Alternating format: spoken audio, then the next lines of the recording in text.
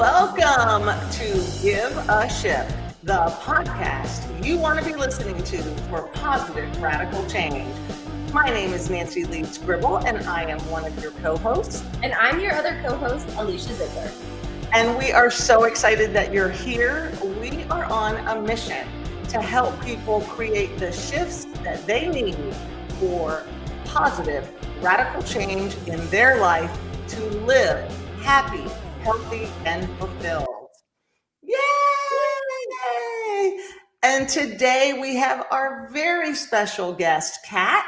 And just so everybody knows, we are covering the United States fully. We've got Alicia on one coast, I'm in the middle, and Kat is on the other coast. So we're doing all the time zones today. A little U.S. sandwich. yeah, a little U.S. sandwich.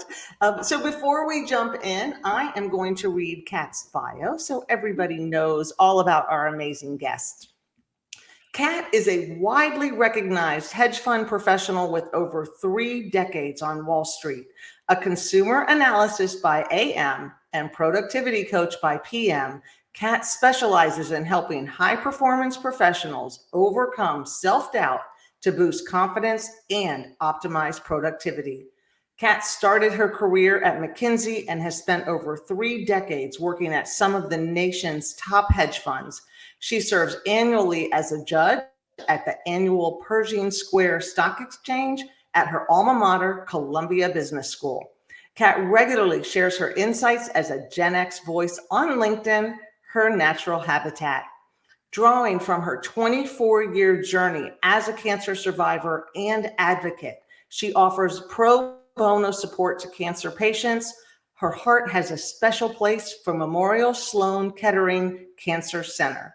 Kat has a huge appetite for pop culture. She has traveled a lot, baked a lot, read a lot. She is a mom of twin boys who are off to college and splits her time between downtown New York City and the beautiful mountains of Snowmass, Colorado. Welcome, Kat. Yay! Thank you so much, guys. I'm so excited.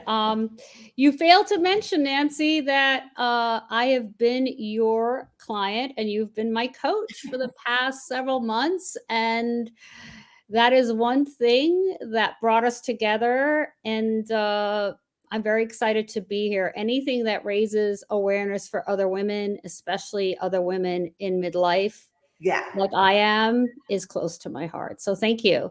Yeah, thank you. I'm going to lead in with that. We were talking before, and one of the many things I love about Kat is her attitude for getting things done. She's like, no excuses. We'll figure it out. There's a way. Progress, let's do it. And I imagine that is really what lends itself beautifully into the career you have of productivity coach.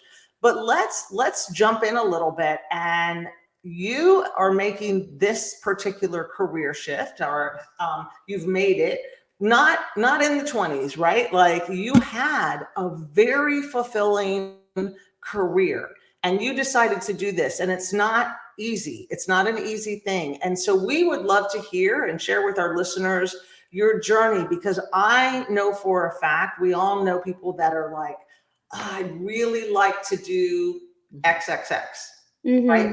But they've got all the buts.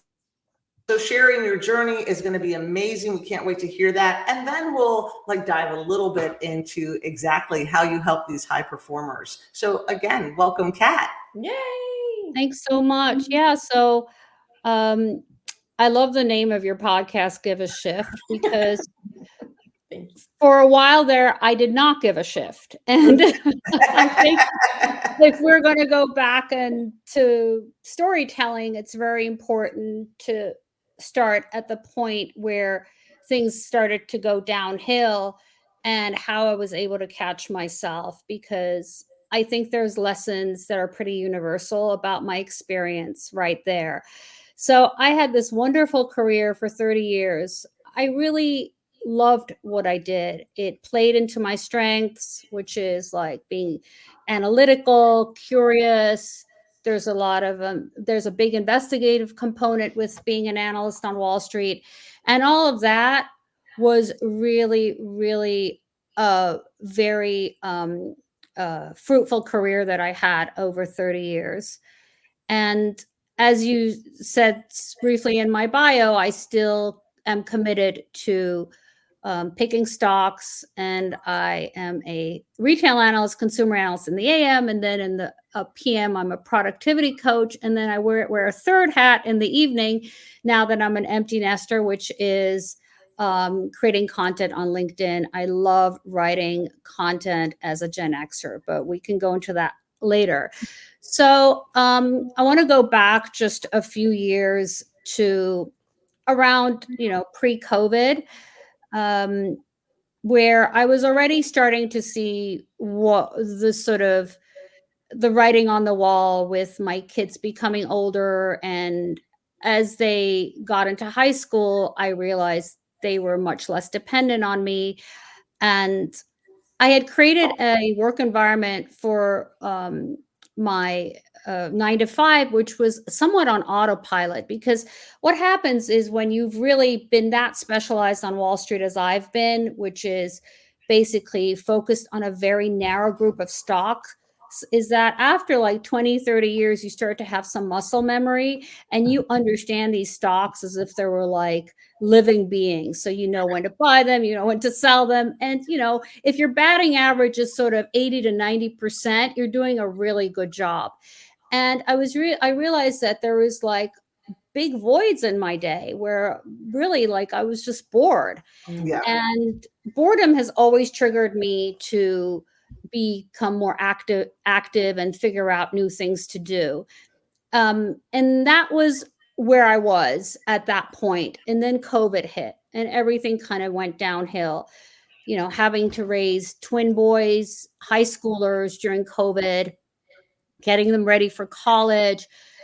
On top of that, we lived in New York City, apartment living. We lived in the neighborhood where the riots took place. So that week, we were watching the riots on our intercom and on CNN, like side by side.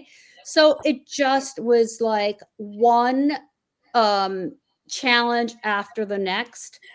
Add to that the fact that there was a full-on quarantine. We were fully quarantined in New York City, and especially those with compromised immune systems like myself, because I had, battled cancer 20 years ago, were not really able to go outside. And it just continuously deteriorated my physical and mental health, Yeah. to the point where really I just organized myself around chaos, and chaos became my comfort zone. And once the pandemic was over, that's when it really hit me. And they often say that, you pull through difficult times, and when they're over, that's when you really crash. I mean, I saw this happen when I had cancer. I was strong during the period of treatment, but then when everything was over, the real mental battle started. So this was very similar. Yeah. And this coincided exactly with when my twin boys went to college on the other side of the country, to California and Colorado, which is just a wonderful development for them. But I became an empty nester overnight. Couple that with my best friend becoming very ill and being diagnosed with stage 4 cancer, my ex-husband, who I'm very close with, moving to Los Angeles. And I just kind of fell into this rock bottom of life. And it's not like it's the first time this has happened. And Nancy, I know you can sort of relate to the fact that you get to a certain age in life and you realize, in your mid 50s, where I am right now, that life is messy and you really have to recalibrate yourself. And this time I wasn't able to recalibrate myself in the same way. So physically, I gained a lot of weight. I was out of shape. Mentally, I just, aside from the stock market, which isn't difficult for me, I can just get up and manage it. I was not motivated at all. And I realized that I had to somehow get myself out of the cycle of, like I said, organizing myself around chaos and organize myself around some kind of routine that lasts me for a lifetime in this second chapter of my life. Because as you well know, you can kind of mentally recover, but to physically recover is a lot harder, especially as a woman, as the older you get. So I did feel the pressure, but then the question became how do I do that? So I've always loved mentoring young professionals on Wall Street. It's a very high stress environment, and you get a lot of very high performing professionals who do extremely well until the point that they come into the professional life, and suddenly, reality hits them. They have a string of wins, a string of great investments, and then suddenly they're hit with a big loss in an investment, and they have absolutely no coping skills.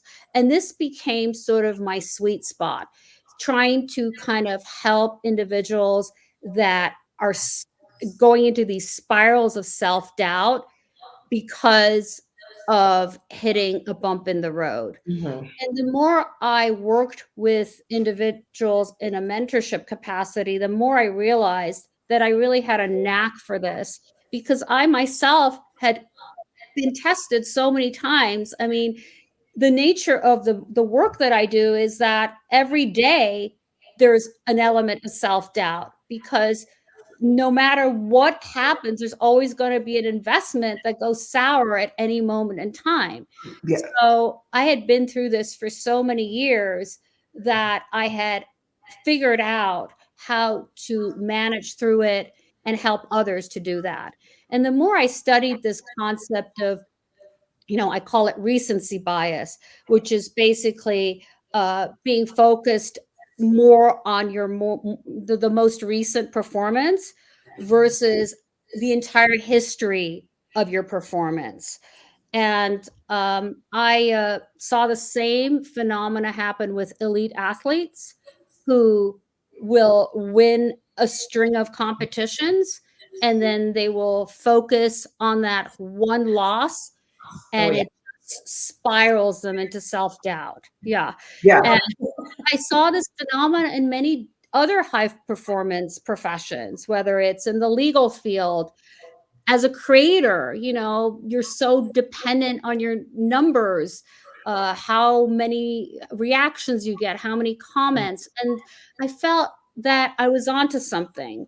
So I realized in order to kind of formalize this profession, I have to go back to school, which was daunting for me because I had not been back to school in 30 years. Did you kind of have that aha moment then during quarantine, the lockdown, where you were like, what was for you? I think the aha, because for me, I'm thinking you're a performance coach now, but you had to endure some serious stuff. Did you go back to school because you were like, okay, that's it, I can't sit in this anymore? Like you recognized it in yourself?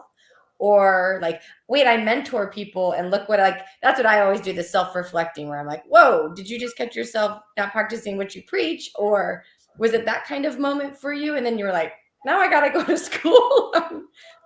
I think it was a bit of everything. And most of all, it was this idea that I couldn't pull myself out of this rock bottom. And like I said before, usually I was able to. And it started to really create a lot of anxiety that I don't have that much time left to get myself back to health and to basically shift my career into something that has more purpose. Right. Yeah. And it was daunting at first. I signed up for this class, this course at Brown University. And I remember the first day that the course was set up in these very intense 3-day sections where you had like 3 days of learning, and then you had a month of sort of doing your own independent work. And I remember after the first day, I called up my best friend Sonia and my ex-husband Tony, and I said, I am so going to fail this. Like, and I realized that as an adult learner, you don't catch on as fast. The digital environment is very overwhelming, and you do ask yourself whether it's worth it. Yeah. The question of whether it's worth it probably came up so many times. And it was only by shedding it was only by going back to pure humility and a beginner's mindset and saying to myself, Kat, all this success you've had in the last 30 years is now completely meaningless. You have to start with a blank canvas. It is only at that point that I made that huge shift, and everything basically transformed. Everything. I have to interject. I love it that you said that, because we, Alicia and I, also work with really successful, savvy women, and they're like, I just can't get this. And I'm like, one of the keys is you have to humble yourself to be a beginner. And it is so hard. And I relate so much with the career shift. And I am so excited you brought all this up, because that was me. Like the first exam, the class I took, and I'm like, I'm sorry, how many essays do I need to write? Like, I haven't been to school in like 35 years. And I was a very highly successful realtor. And I'm like, wait a minute. I can negotiate multi-million dollar contract real estate deals, and I'm afraid of an essay. Like, what's happening here? But it is so real. So I love it that you brought that up, because I think that's going to touch for a lot of people. It's that little fear that says it's not for you. It's not for you. You're absolutely right, Nancy. The way I have reframed it and I got through it is that I always thought I had to show up as, hey, I'm Kat from Wall Street. But that was actually to my disadvantage, because not only did it intimidate people around me, because, when you take the plunge into a whole new career, there are people from all walks of life, and Wall Street just has this kind of image that is a little bit intimidating to the mainstream population. Yeah, we don't understand it. Yeah. I completely shed that. Once I shed that and I just became Kat, really, like I said, everything shifted, and I threw myself into every kind of seminar, program, anything that showed up in my inbox, I signed up for. And I mean, it was like she said yes. And yes, yeah, like my peers would ask me, I would like tell stories. I'm like, wow, today I hire, I signed up for a course with somebody who's running it out of New Zealand. How did you find that person? Oh, I was just scrolling on LinkedIn and they just popped up, and I just loved what they were doing, and I said, I'm going to sign up. And so it's that humility. It's this idea, like removing yourself from this like elite mindset that because you have basically been so accomplished in one profession, you have to immediately reach the top level of another. That formula does not work in real life. And that formula definitely does not work in the digital world. No. Yeah. For those of us that haven't been born into the digial world like you and I. Yeah, like walking around with a camera in our face 24/7 and just talking to it. Yeah, not normal.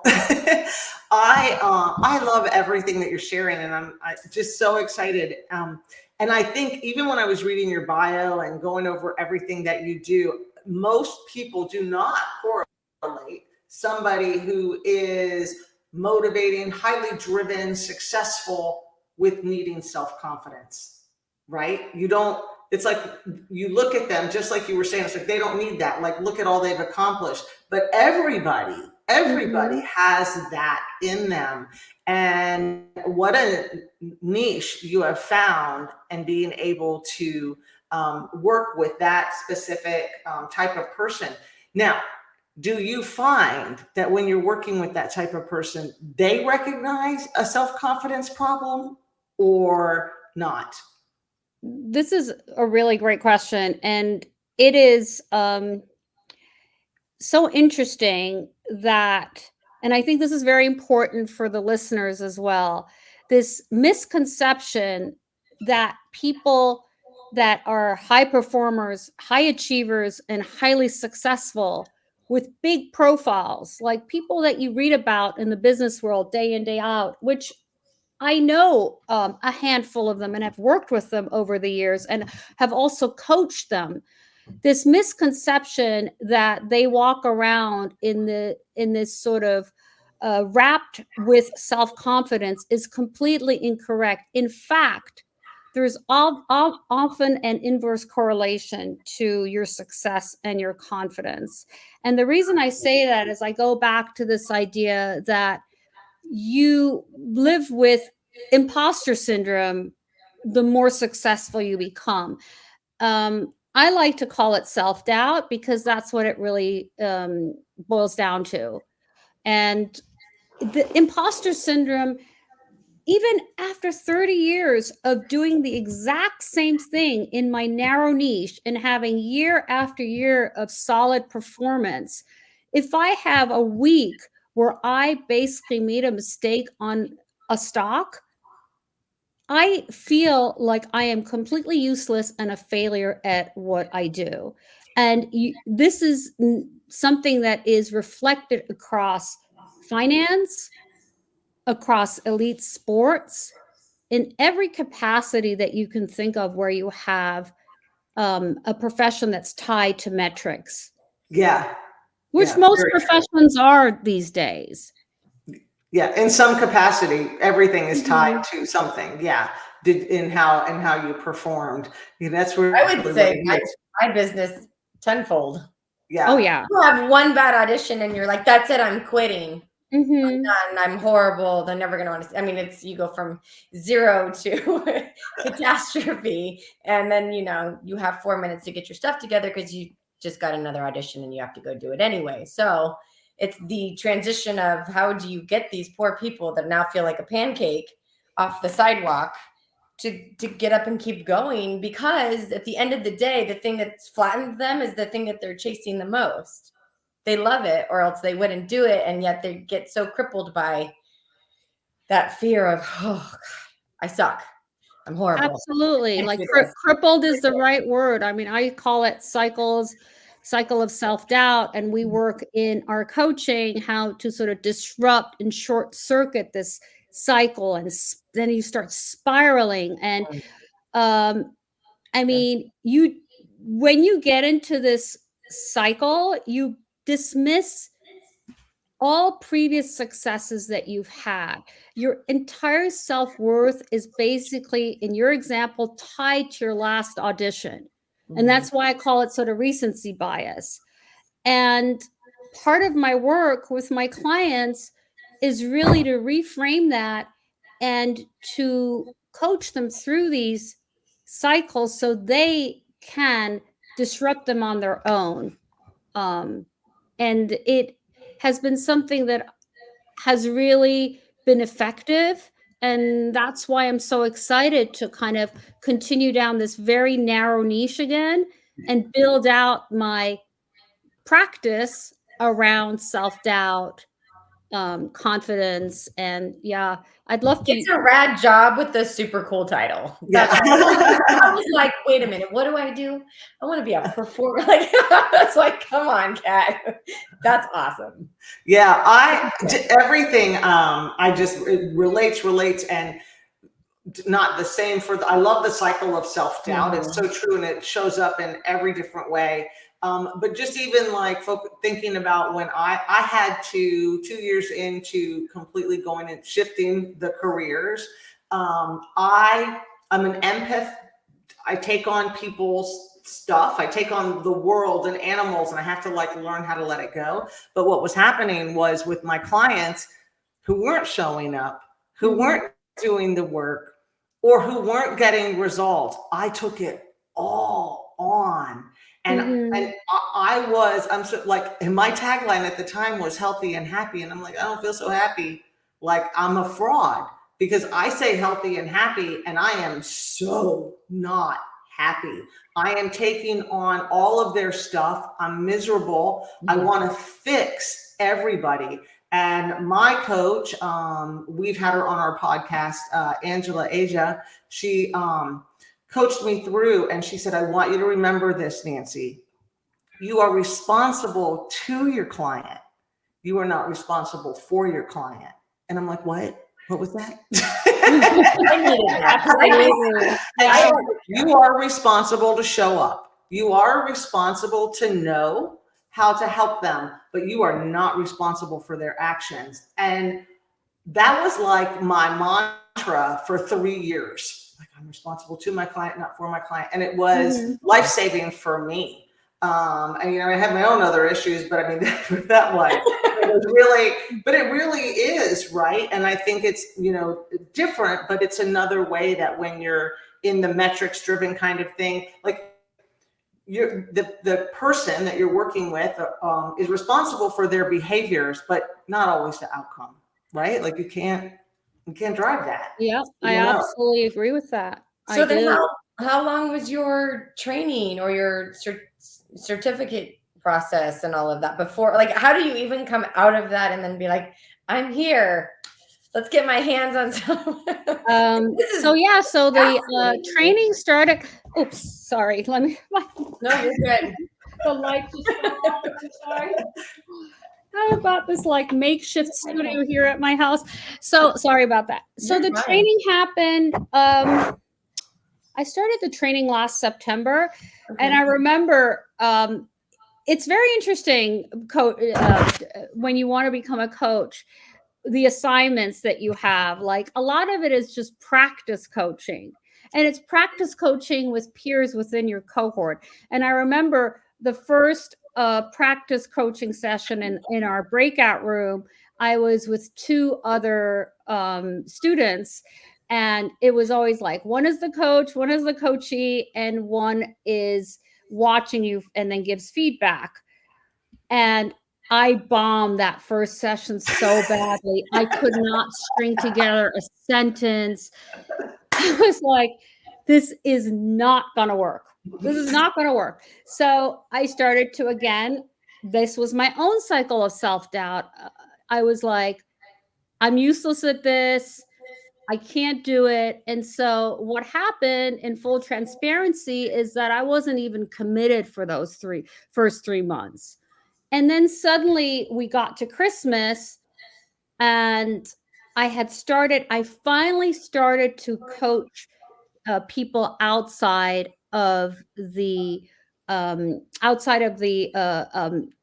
classroom. Yeah. I started to coach people outside of the classroom, and it was my first time coaching and not mentoring. Mentoring is basically when you come in and you give advice and you guide them. Coaching is really using the client as the resource for them to figure out their solution by you basically coaching them through it.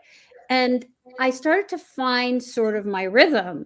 And then I had 3 months of learning to catch up on, and it was really a struggle. So over Christmas, I spent it with my kids. And then right when they went back to school, I packed up. I went to the mountains to my little apartment in Colorado. I basically became a recluse for 6 weeks, and I caught up on all the material. And it really started to become very exciting. So this was not an overnight success story here.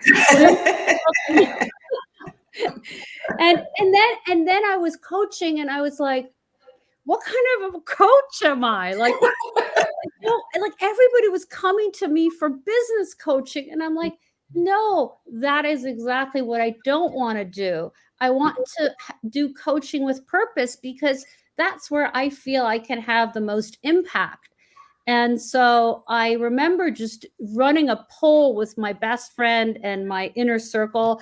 And I asked them, well, if you were to think of me as a coach, what do you think would be my sweet spot? What would I be best at?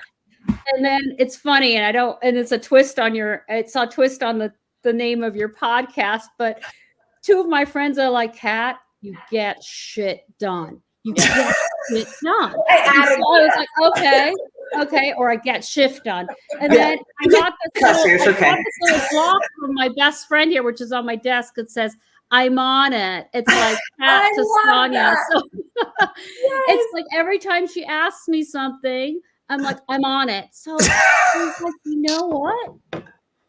I'm probably one of the most, I have a lot of things I could do, I could improve on, but there's one thing that I have never done in my life is procrastinate.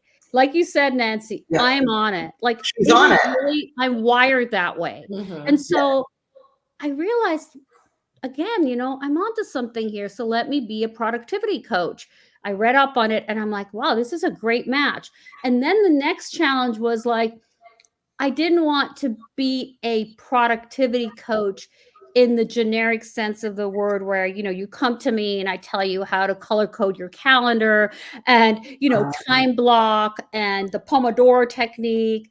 Mm-hmm. That's not really where I saw my niche. I really wanted to use sort of try to help people shift their mindset. So that really meant developing my own coaching curriculum, which is why I have been really delving into doing more content on LinkedIn and seeing what resonates with the audience. So in addition with my clients, I'm learning what I think would be the optimum way to teach a mindset of productivity to clients. So that's sort of in a nutshell where I went from A to B. Do you do it to your kids? What? Do you do it to your kids? Do I coach my kids? Yeah. They come to you like, Mom, and you're like, I got an idea. Yeah, kids are like, Mom. I've learned, and maybe Nancy can relate, I've learned that in order to have a really great relationship with adult kids, especially adult boys, mine are 21 almost. As I said, they're twins, is never to go with them with a laundry list of requests. Like the minute they call you and you think you got their attention and you start, well, did you do this? And did you buy this? Did you make this appointment? You've lost them. You've lost them. Yeah. So no, I don't do it with my kids, but I do use my Instagram to kind of message things in a very subtle way if I can't get through to them on the phone. I know that they look at my story, so that's sort of my little trick there. It's so funny. This is total tangent, but it's so funny that you said that because my son wasn't coming downstairs for a long time. I'm like, he comes downstairs and he books it out the door. I'm like, why don't you come and hang out with me? He's like, oh my God. Every time I come down, you're like, hey, Alexander. And then it goes, did you do this? How are you doing here? What's happening here? And I'm like, because I don't get you. Like, I don't get any time with you. So when I see you, I get all excited. And now I have to be like, hey. and then he wants to come chat when I'm in the middle of work, of course. She's like, hey. Of course. Like, oh my God, how can I shuffle this around? But it's important to also recognize that I truly believe in you become what you see when it comes to parenting. So their dad, Tony, is extremely organized and really has taught them so much about really being aware of that and not procrastinating. And hopefully now that I have this voice in terms of productivity, something will rub off on them. I'm hopeful. Yeah, it will. It will. I have to do some fun facts here just because I have to. First, when I was scoping your website, I have to say, I love it that you don't call blogs. She calls them tiny stories. Cute. Like, who doesn't want to read a tiny story?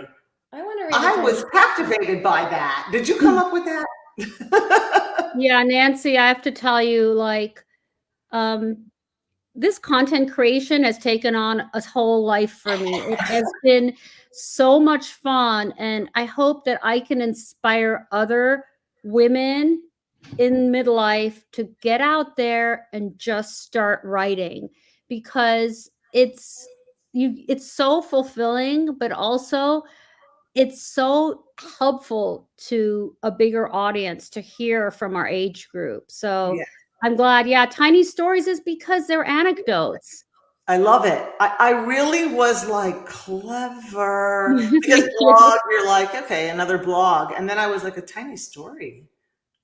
I want to read a tiny story. And I did. I read a lot of your tiny stories. The other fact, you speak German. And then what is this other language that you speak? Farsi. My parents are Iranian. So I'm Iranian heritage. I was born and raised in Germany, went to an American school, which is why English is sort of my first language along with German. And then I've been in the United States since grad school. So, 90s, early Yeah. So 90s. you speak both fluently, and you teach German? No, I coach in German. Okay. Yes. I don't teach German, no. Yeah, super. Well, I was like, these are very fun facts. And so I'm gonna do just one little pivot, and then we'll come back because I know you've got some amazing things to share. But look, just your health journey real quick. You were diagnosed with cancer when you were how old? Oh, I was diagnosed in in 2001. I was 31, and I just gotten married, and in the most formative years of my life, really, and then hit with this cancer diagnosis, and it was stage 4, but it was Hodgkin's disease, which is a stage 4 cancer where you can still go into remission with some confidence. And then I was actually put on a clinical trial that was developed at Stanford University, which preserved my fertility. So my boys are like miracle boys. They were born after my diagnosis. And after that, I became an advocate for the hospital that basically cured me, Memorial Sloan Kettering. I love that. And the pro bono work that you do with cancer patients is what type of work? So, as I'm sure you're aware, Nancy, with your own journey, being a caregiver to cancer patients, which is equally as difficult as being the patient itself. I always say cancer really impacts the entire family, not just the patient. You kind of go into this mode of like mental paralysis, and you can't put one foot in front of the other during treatment because there's so much uncertainty around what is your life going to look like. And this is especially it's challenging for every age group. Yeah.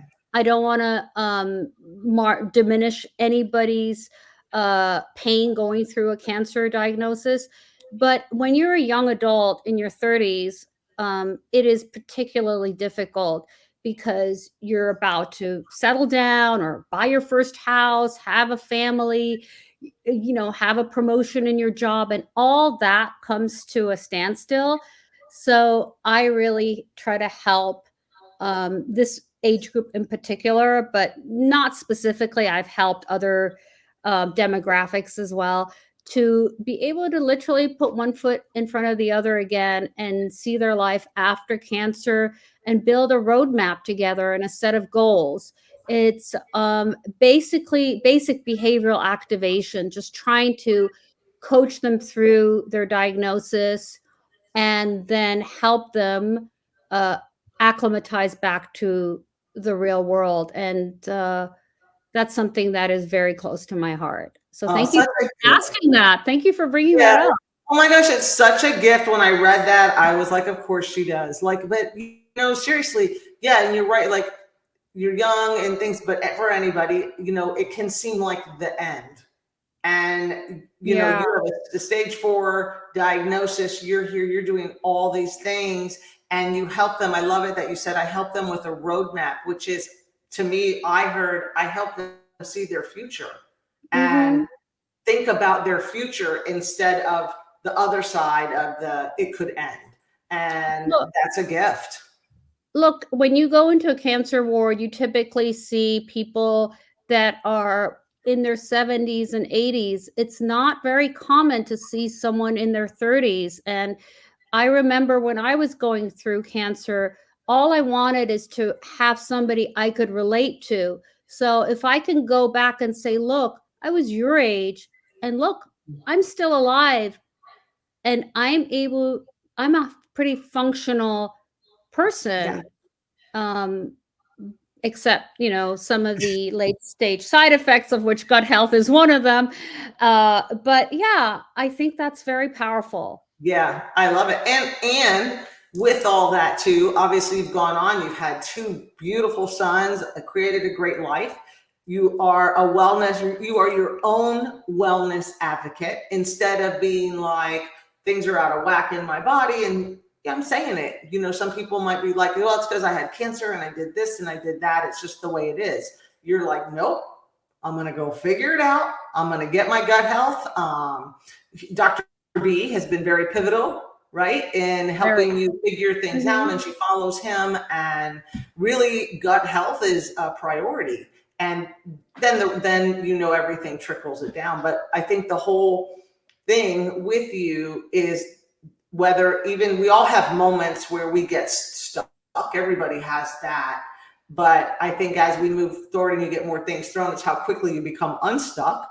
But also having the mindset to get yourself unstuck and figure it out. And every time I hear you and see you and we chat, I'm like, that's Kat. Like, she's like, I'm just gonna figure it out. Like, what do I need to do? How am I going to do it? Let's make it happen. That's the kind of things, when I think about you, what I think. Well, thank you, Nancy. There's a concept that I used to teach when I was working with on a big desk on Wall Street with lots of analysts that I was managing, which is like pedestrian mindset. I would like, no matter where you are in life, always remember to maintain that pedestrian mindset, which is exactly what you're saying. Like, go out, figure it all out by yourself. Don't rely on anyone who's like one high profile voice, or even, what you read in the papers. Do your own due diligence and continue to just like be a pedestrian, be part of the real world. And I think if you could do that throughout your whole life, if you could just constantly say to yourself, no matter how successful I am, I want to stay that wholesome person, that pedestrian that just walks around and pays attention. I think it's safe to say that you will find those solutions. I mean, it's been in my case. Yeah, I love it. I love it. Yeah, what's the quote? No one's coming to save you. Yeah, no one's coming to save you. That's the truth. I love it. I read a lot. We're all readers here. But somebody said some of the most successful people, one of the traits that they have is always staying curious, no matter what. Instead of getting always frustrated or mad or things like that, they just get curious. Why did that happen? Why didn't it happen? What could I do differently? Instead of just going, this was the situation and it all happened and that's it. And what a gift that is too, because it really opens you to being a part of your own solution. Yeah. Yes. Yeah. So awesome. So do we have anything you'd love to share today with our listeners? Like, if they are feeling stuck, Yes, because I'm all about the performance and production, and I feel like right now is the rolling out of the red carpet that Kat can offer the pedestrians of our world the top 3 takeaways that really can kind of get someone going, or the confidence that it takes. Sometimes I think it does take people just confidence to get something in motion too. So if they go hand in hand or what have you, but let's hear it for the pedestrians, Kat. Yeah, I love those pedestrians. They fill my life with joy. That's right. There's actually a TED Talk that I always recommend, and it slips my mind now who did it, where the whole premise is that your happiness in life equates to how many touch points you have throughout the day with pedestrians, like, the barista at Starbucks, the mailman, the cashier at Trader Joe's. Those conversations are really tied with longevity. I'll send it to you because it just slipped my mind, but I have her book as well. It's a fantastic. I knew I needed Starbucks daily. No, that's not organic coffee, Nancy. No. But you know how I love my coffee. Okay, don't make me do a whole podcast on Starbucks. I will say I did try Nancy's matcha protein, plant-based milk iced coffee today, and it was absolutely delicious. Isn't it divine? It's divine. I'm hooked at 100 calories. At 100 calories, with protein, a serving. All right, so Alicia, I would love to give a full session, but I thought I would pull three sort of actionable items out of my hat for this podcast, and maybe just mention them, and hopefully one of them lands for you. So the first one, I think, ties back to what Nancy said at the beginning of the podcast, which is, for some of us, it's really difficult to show up on social, and social is really the language that everybody, I think, has to adopt for their personal brand. It's becoming more and more obvious how having your own personal brand really, really is critical to your success. And so I would just say, embrace the discomfort, show up on social. Nobody's coming to find you, and nobody will benefit from your knowledge and wisdom if you don't at least try to share one post a week. Don't even make it dependent on how people react. Write for yourself, write as you speak. And I promise you, this will have a real impact on you. Like, it will start to become less and less cringe as you do it more. Can you send me that on a plaque? Yeah, I'm telling you, try it. Alicia, Kat to Alicia. Yeah, Kat to Alicia. Yeah, a little less cringe. So, and this also goes for all midlifers, all our midlifers listening. I mean, you have so much wisdom to share. What a shame to never really make that public. Yeah. So I think if you come from that perspective, maybe it's easier to actually get going. And again, I just want to say again, nobody is looking for you. You've got to put yourself out there. And I learned this the hard way, which is why I want to share it in terms of, self-doubt and confidence. I think that's a good actionable step. Yeah. The other thing that I have really found very helpful is this concept.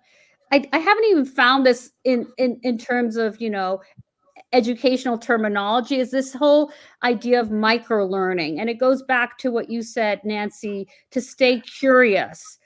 And in this whole big world, this big digital world that we're in, there are so many ways to stay curious. I mean, I told you about these random seminars I just hop onto and I listen to throughout the day, whether it's like yesterday's seminar hosted by Calendly. Like, I mean, who goes on a seminar about Calendly? But you know what? It was really, really interesting. Now I'm interested in hydroponic gardening, like gardening inside, because I'm in an apartment. I'm like, I can find like all these clips and just get like little bite-sized pieces of learning. And I think especially for our age group, Nancy, where we're just used to like everything we want to learn is a huge commitment. Like we have to sign up, got to do all these classes. No, get rid of that mindset. Everything, you can basically have this learning right at your doorstep and just pop in and pop out. So I'm all about micro learning and having these sort of, little bite-sized rewards throughout your day. Like, for example, yesterday, I was like, I'm done. I don't know how to use Google Docs. I really want to maximize my time on Google Docs. I went on YouTube during my 15-minute break, I watched a video, and that was sort of my micro learning moment. And it really helps with efficiency and productivity to just, look up these questions and delve into that learning. And then the third one is actually not an actionable point, but I think it actually really aligns with this podcast. A year ago, when I was going through this very difficult period of time, and like you, Nancy, I collect quotes. I mean, I have a whole shrine in my bathroom where I've just covered it and all these things that are meaningful to me. And there's one that I added, which came from my very late best friend's mother. I lost my best friend some 15 years ago, and she wrote to me, and it's very short, and I wanted to share this before we sign off. And I wrote to her that I was so sad about my other best friend's stage 4 cancer diagnosis. And she shared this with me. She said, "Kat, at 80 years, I offer this to you. I now live the questions and realize much of life has no answers, and many times answers we don't want to hear. Please remember to take care of yourself, as these complicated life situations take a toll. Those of us with strong, empathetic souls suffer greatly." So I wanted to share this with you because I think we don't always have to look for solutions. One of the greatest things I've learned later in life, and I wish I could tell my younger self, is that sometimes acknowledging the reality and just remembering to take care of ourselves and leaning on friends and having real conversations like we have here is really all we need. And so I wanted to thank you for giving a shift about me here. 100%. Yeah, and thank you. That one got me. That was, I think that's. I know you talked about being an empath, and I think we're all empaths here. And it's just empathetic souls do suffer greatly, no matter what we do. It is just micro learning. I have picked up a book. I was like, let's see, what am I doing? I'm doing Duolingo, trying to learn Spanish. I'm singing in the car. Mm-hmm. But I do. I think all of those 3 things are very proactive for the soul, right? Like, I think we forget our brain is so big and it's such a fun sponge and it wants to learn, right? So if you can step out and do that, you really do boost confidence that way, because you're like, I learned something, or I have something to share or contribute to a conversation, or I'm enjoying practicing Spanish, and then they'll speak it in a show and I'm like, I kind of got that. And you're like, I feel kind of smart. I'm doing something, because like you, it's constant learning or school or new. And if something's not panning out, then you wonder, should I be doing this? And I think that everybody's kind of in that state, and the world is like that too. So if we can have the, believe in yourself, follow your heart, do the micro learning, be proactive, and really take care of yourself. Yeah, it's important. Like, living on stress is not important. But you actually touched on a very important point there, which is part of my coaching, is that this type of micro learning, having this kind of creative outlet for your brain, which doesn't necessarily mean having, an easel and a paintbrush. That's not always what creativity means. Creativity can come in very many different facets. Exactly what you're saying is this type of micro learning allows for you to have a buffer to your 9-to-5 stress. It's like, well, you know what? I succeeded in this, and that's a small win there.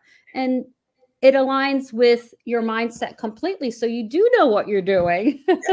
It also, I think, micro learning and learning in general doesn't always have to have an outcome. Yeah. I have so many random certifications and things like that the certification actually means nothing to me. Like, they give it to you because you did the thing, but I did it because I was curious. I was like, that looks like fun. I'll just do this, I'll just do that, or I'll just jump into that course or this class. Like, when you're, a smaller class or something, it doesn't mean because you took a class on XXX that now you want to be,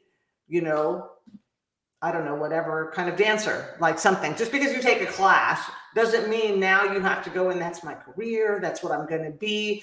You can literally do a whole variety of things once and never do it again. And it still counts. See, curiosity creates less cringe. Yeah, that's it. Absolutely. That's a good one. There's the tag. And attitude is free. I just saw the shirt. Oh, yeah. It's on the back. It says join the movement. So hey, I'm trying. I live in LA. I'm sure Kat's son knows. Yeah. So Kat, where people, well, first of all, we all know where they can find you on LinkedIn. How can they find you? Is it your name? Is it your company? Tell us all the places people can find you. Well, as you said, LinkedIn is my natural habitat, which brings me to one more little piece of advice here before we end the podcast. If you are going to go onto social, try to figure out one platform and really focus on it. And for me, that was LinkedIn. I'm there with my just name, Kat Sosnick. And then you can also link to my website and sign up for regular webinars that I do. I actually want to start doing audio events on LinkedIn, which are a lot of fun. And yeah, every Tuesday, Thursday, and Saturday, I post content on LinkedIn. And I hope to do so for a very long time because it sure is a lot of fun doing it. Yeah. So everybody can find the tiny stories linked on the website on LinkedIn? Not all of them. I sort of select for the website. If you really want to get the archive of all my posts, you should just go to LinkedIn. Perfect. Perfect.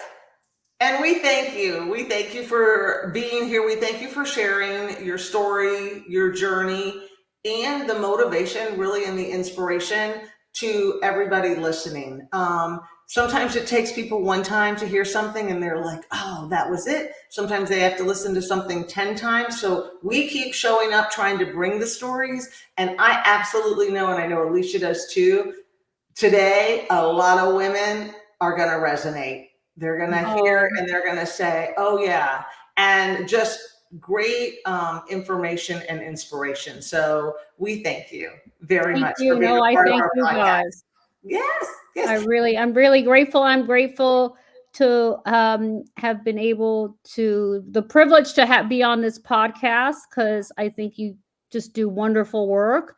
And I will continue to be a very, very excited listener as well.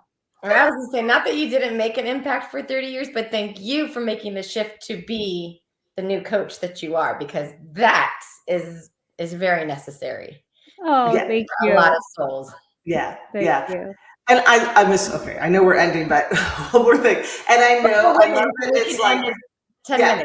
I know it's like, I love that it's mindset productivity, because, right, we talk about this even in what we do. Everybody knows what to do, but they're doing it. And that gap is always the mindset and the beliefs and the things. First of all, one, I can hear now I know why I have to do zero mindset work with you. Like usually on my coaching calls, I spend a lot of time on mindset. Now I got it.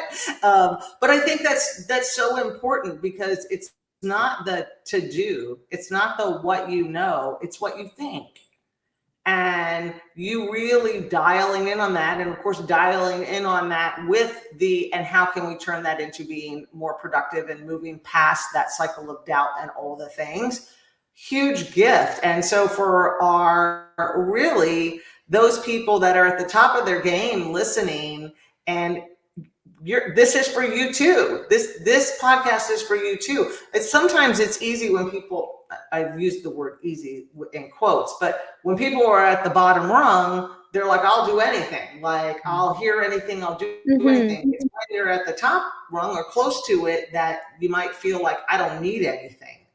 I got it all together. But yet they know they got the little thing, but they don't want to get humble, like you were saying earlier. So everybody, I'm going to put this at my writing on the podcast. Everybody needs to listen to this podcast wherever you are in whatever stage of life.